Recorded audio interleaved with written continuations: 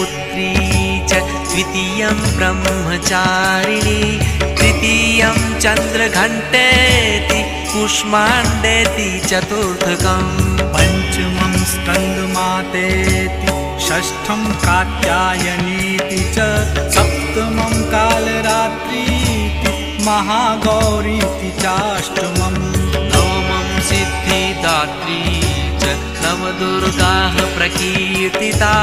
उक्तान्येतानि नामानि ब्रह्मणैव महात्मना अग्निना दह्यमानस्तु शत्रुमध्ये गतो रणे विषमे दुर्गमे चैव भयार्ताः शरणं गताः न तेषां जायते किञ्चिदशुभं